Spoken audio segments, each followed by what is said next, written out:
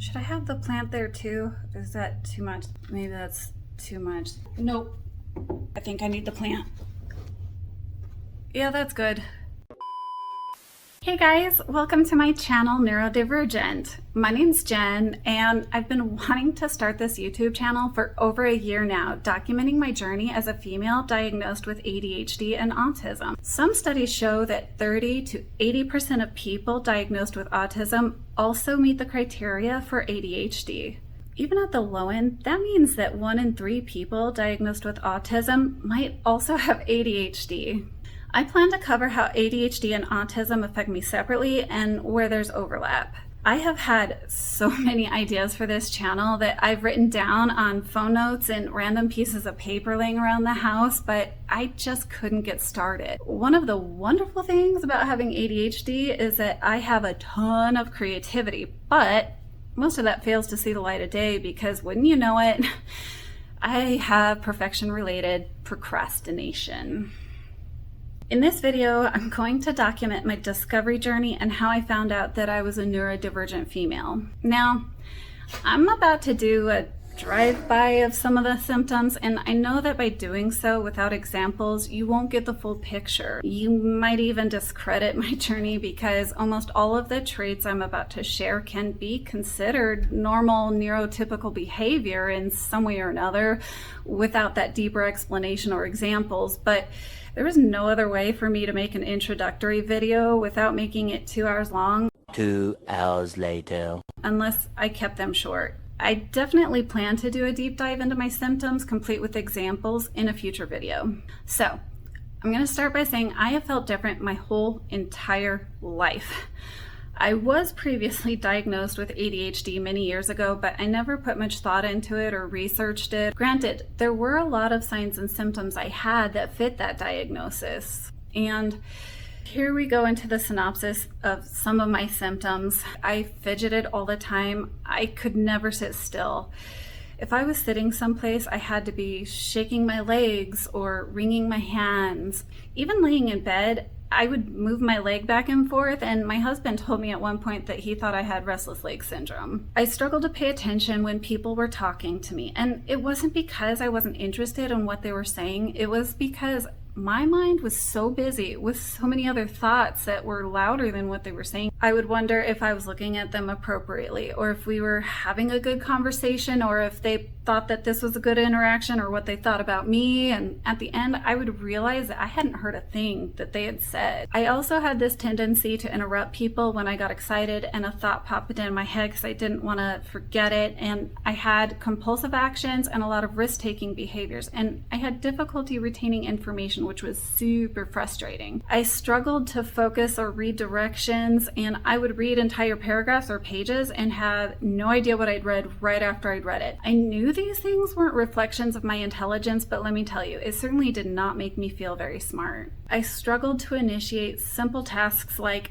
making phone calls, and a lot of things seemed like such a bigger task than what they really were, but I wasn't lazy. I could mow my front yard, my backyard, pick weeds, do 5 loads of laundry, put away dishes, clean my entire house. Basically, anything that kind of felt like muscle memory, anything that I didn't really have to think hard about, I was happy to do. So I knew it wasn't a matter of being lazy, but when you struggle to make a phone call, it can make you seem like you are. I also had OCD-like behaviors and some really embarrassing tics, I guess you would call them, like picking my scalp or lips until they would bleed. As I would later find out, people with ADHD are also 3 times more likely to start their own businesses, which would explain why I have had approximately 562 businesses from the time I set up my first lemonade stand. It's also why I either have the bravery or the stupidity to throw my entire life onto the internet.com in order to start this YouTube channel. Okay, look, I admit it. My first business was not as sophisticated as a lemonade stand.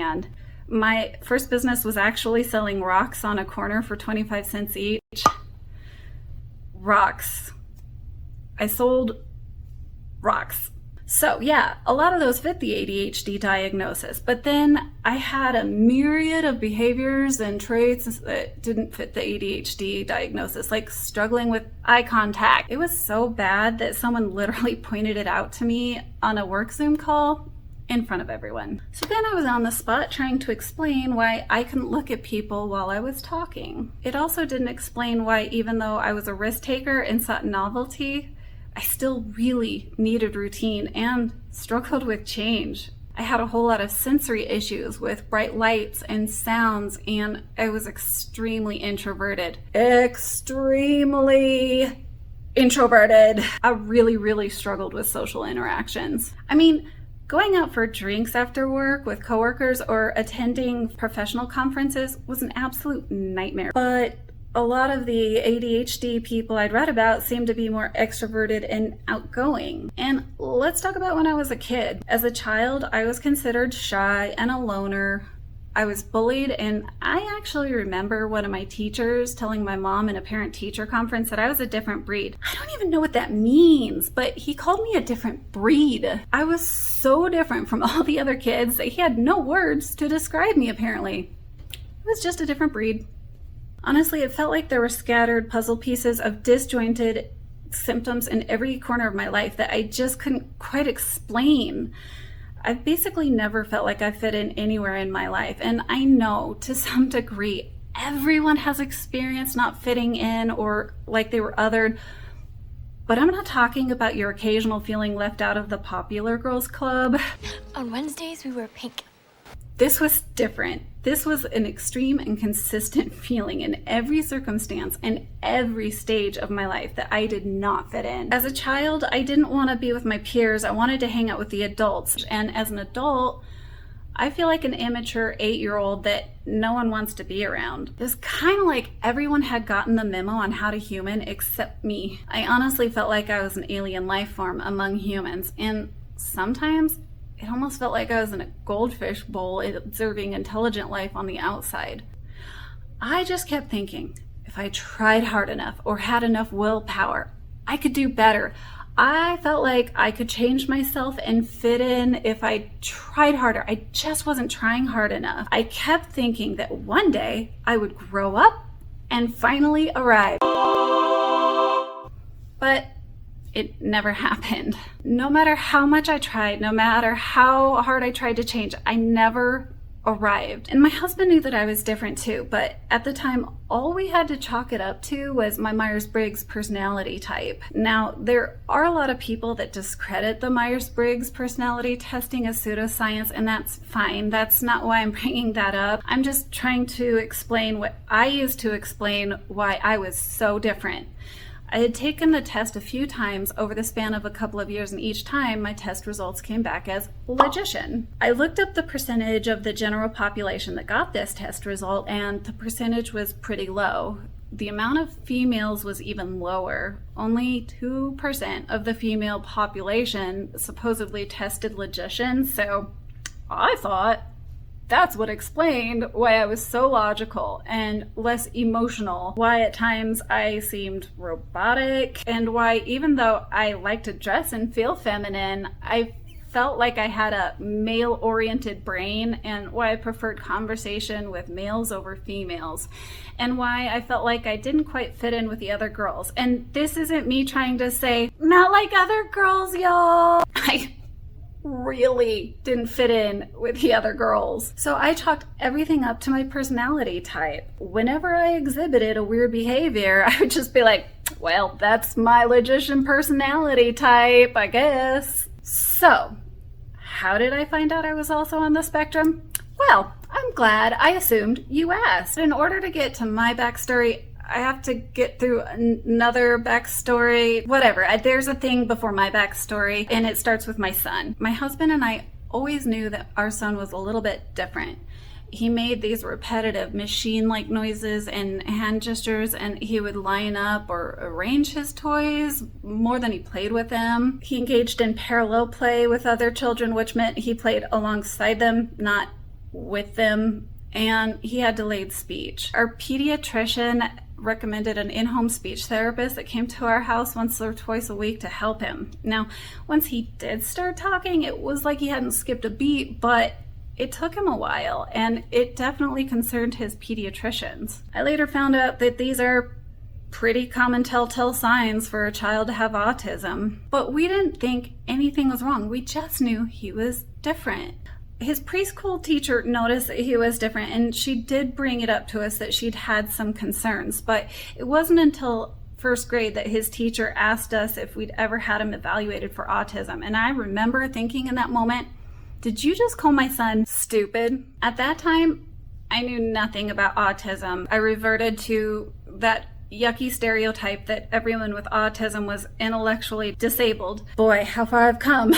But that was literally the first thought I had because I knew nothing about it. My husband struggled with it too. He didn't want the label following him onto his college application or ruining his life or whatever, but we agreed to let the school evaluate him. After a few months of observation, they gave him the academic diagnosis of autism and suggested that we get him a medical diagnosis as well. So we joined a year-long waiting list to get him evaluated at Children's Hospital, and unsurprisingly, he got the medical diagnosis as well. So, now that we've gotten the backstory to my backstory to whose backstory are we doing here? Now that we've gotten the backstory out of the way, we come to March of 2021 when my self-discovery journey begins. At the time, I was working in third-party reproduction, which is basically couples who struggle with infertility who are able to conceive using the help of an egg donor or sperm donor, hence the third party. I was talking to one of my clients who had reached out to me and said that her child wasn't meeting the milestones that they should have. Apparently, by like the age of 5 or 6, if I remember correctly, they weren't verbal and they still weren't potty trained. She was having her child seen by all sorts of specialists, and they were trying to figure out what was going on. One of the doctor's concerns was autism, so she reached out to me to ask me if I could reach out to her donor and ask the donor if they had any family history of autism. And I remember thinking, well, that's a weird request. I felt like autism was environmental, or that people got it by chance. I mean, I never really gave much thought to the etiology, to be honest. I just assumed it was happenstance, but to be fair to me, no one in my son's school or children's hospital really bothered to explain autism to us. They just told us that our son had it.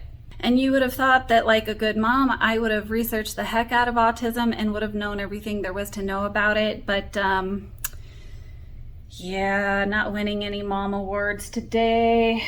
Anyways, later that night, as couples often do, my husband and I were talking about our days, and I was telling him about this client and how she was asking me to reach out to her donor to ask the donor if they had any autism in their family. I told him how silly that obviously was, because autism isn't hereditary. She must not know much about autism. Now, my husband had actually been researching autism. When I said that, he looked at me and said, actually, autism is hereditary. A lot of the research suggests an inheritance rate as high as 80%. And you guys, just like you see in the movies where time slows down and sound stops, it hit me. Pretty sure there was a light bulb above my head, just like you see in the cartoons, that lit up. And I looked at him and I asked him, is it me? He said, actually, he'd been wanting to talk to me about that. I guess in all of his research, he began seeing a lot of signs of autism in me, but he didn't know how to bring it up because he didn't want to hurt me or offend me. To this day, I still remember exactly where I was standing in the kitchen when this moment happened. So, of course, the very first thing I did after this revelation was to hit the Googles and fervently begin researching if I could possibly be on the spectrum. Maybe this would explain why I'd felt different my whole life.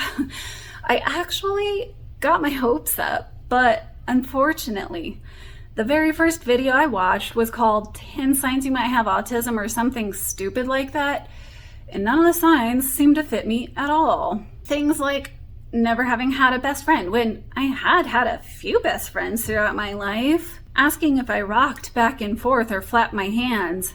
No, I don't do those things. If I was really confused by sayings like curiosity killed the cat or couldn't understand sarcasm. Nope, I happen to know what curiosity killed the cat means, and I hate to break it to y'all, but I myself have been known to be sarcastic from time to time, or if I had a lack of empathy. No, I'm the reverse of that. Whatever having too much empathy and picking up the feelings of everyone around me is, that's what I am. Or if I had obsessions with things like trains. What do trains have to do with autism? Do I have to like trains to be autistic? The only one that fit me out of that whole stupid list was difficulty making eye contact. As you can imagine, I was pretty disappointed, thinking this was not the answer I was looking for to explain why I was so weird. I sadly told my husband about this video, and he said that didn't sound like any of the information he'd heard, so I went back to that video to look at the comments, and a lot of them talked about how those were inaccurate or stereotypical male behaviors. And I thought to myself, male stereotypical behaviors, like, is there girl autism and a boy autism or something? Whatever the case was, this all gave me a little bit of renewed hope, and I decided to continue researching. I was so glad I did, because the next video I watched was made by a female diagnosed with autism who, surprise, surprise, discovered she was on the autism spectrum after having a child diagnosed. Sounds familiar. A lot of what she had to say in the video seriously resonated with me. I continued researching and watching hours upon hours of videos for another 6 months, and I no longer had any doubt I was on the right track. I watched videos not only from other diagnosed females, but from professionals that specialize in autism as well, who described how autism can be different in females than in males, and some of it felt so familiar and on point that it felt like those people were in my head and broadcasting my life without my permission. I decided I wanted to pursue an official diagnosis, so I looked online to find someone who diagnosed adults first and foremost, because for every 10 places I found, 9 of them mentioned only diagnosing children. It was like everyone had forgotten that, hello, autistic children grow up to be autistic adults. Once I finally found a place that specifically mentioned diagnosing adults, I called them and asked them if they had any experience with diagnosing females on the autism spectrum. In all my research, I'd learned that it was much more difficult for females to receive a diagnosis because they mask or hide their symptoms so well.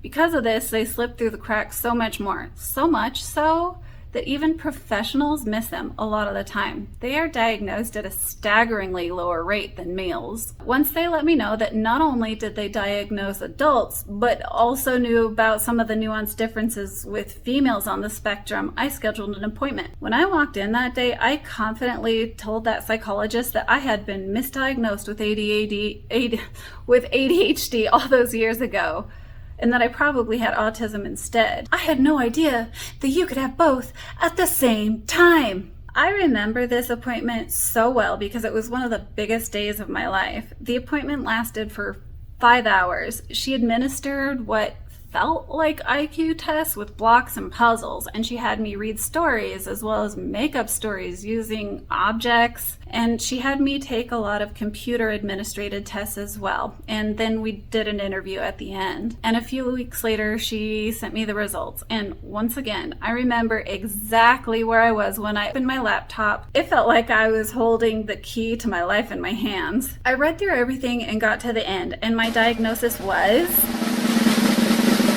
autism spectrum disorder and attention deficit hyperactivity disorder, and attentive type. We scheduled a follow-up appointment to discuss the results, where I had an opportunity to ask her any questions I had about the report. When we spoke, she actually told me that she prefers to score conservatively and had no problem putting me in the moderate range for autism. I also told her I was really surprised to see ADHD on there still as well, and she laughed and told me that she knew I would be. At the time, I almost thought she had gotten it wrong, but the more I researched it, the more I realized she couldn't have been more right. So now it was like all those scattered puzzle pieces representing all those different feelings and symptoms that just didn't fit any single diagnosis finally came together. They fit together to form a recognizable picture called autism and ADHD. Look, I'm not asking for anything from anyone. I've always been a huge believer of independence and personal responsibility. I've been a pull yourself up by the bootstraps kind of girl my whole life. No excuses. You get the deal. But This process has definitely humbled me. I certainly did not make up the symptoms to fit my diagnosis or try to fit a square peg into a round hole. The diagnosis fit my symptoms. I began looking back at my life with a completely different colored lens, and so many things started making more sense. After my diagnosis, I was able to forgive myself and have a lot more compassion towards myself. I realized it wasn't a lack of willpower or that I wasn't trying hard enough to fit in. I finally realized that I wasn't a broken neurotypical person. I was a perfectly fine neurodivergent person this whole time.